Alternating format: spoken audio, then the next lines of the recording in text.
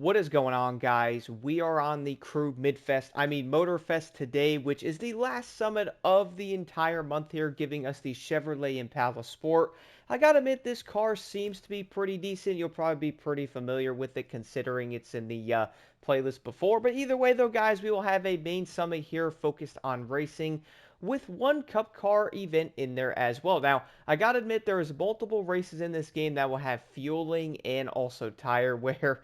Exactly what we want to hear today, right, guys? Because everybody is such a huge fan of that, I think. Either way, though, for the Speedtrap here, guys, racing, you will have to use an American vehicle. I did end up using the Corvette C6R.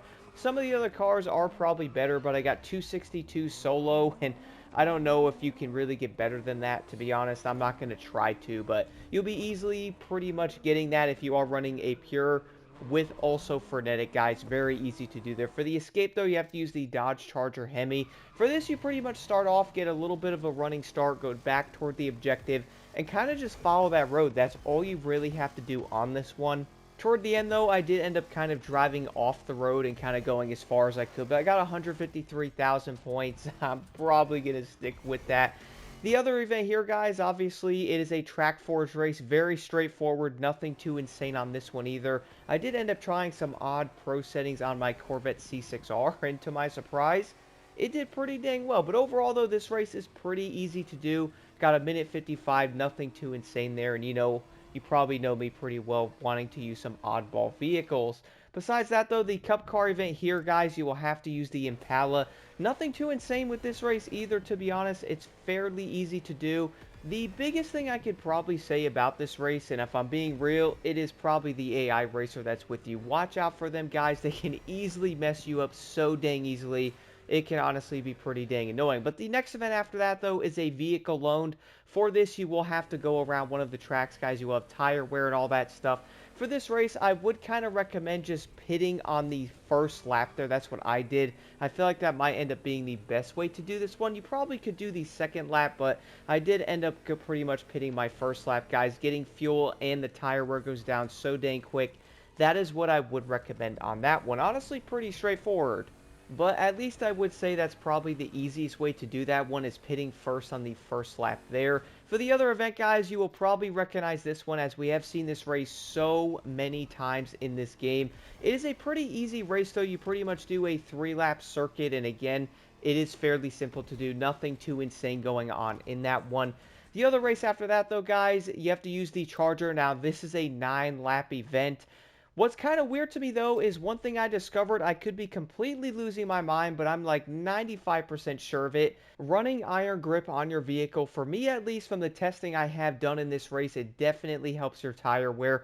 Why, honestly, I don't know, because it doesn't even have to do with these events. But hey, if you guys are running this, put on iron grip and pure. It will definitely make a difference. I was able to get 3 to 4 laps every time with my tire wear on this one, so I didn't even have to worry about that. Every time I would get some extra fuel as well. Besides that, I pretty much had to do this like 2 times I had to pit or something without the iron grip on there. So I would recommend running that. It definitely made a big difference on that one.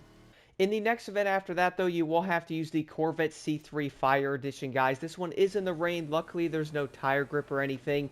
To be honest, this race is very straightforward. This car ran pretty dang well with no pro settings, and I was honestly kind of happy to not see anything with the tire wear and the fueling. If I'm being real, I'm not really enjoying it that much. But if you guys are looking for a fun time, though, or, a frustrating one, the final event here in the Shelby, you pretty much have to pit every single lap. I'm not even kidding. You only have 1 lap of fuel every time for this one, unless you are pretty much slipstreaming the other racers in order to not have to do that. They also pit every lap as well, from what I did notice. So, yeah, you pretty much have to pit every single lap for fuel. You don't have to worry about tire wear.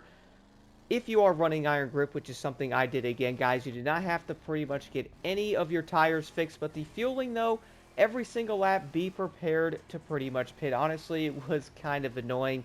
Luckily, though, this summit was pretty easy to do. I got this one done in maybe a 45 minutes to 50-ish minutes. It might have been a little bit longer with the 9-lap event. They're having to do that one twice with some testing. But overall, though, guys, it was a pretty straightforward summit for the most part. I would say the tire wear and also the entire fueling thing in this summit, I really feel like at this point, players might end up getting fairly tired of it and most likely not want to do anything with NASCARs ever again. Besides that, let's jump right into this.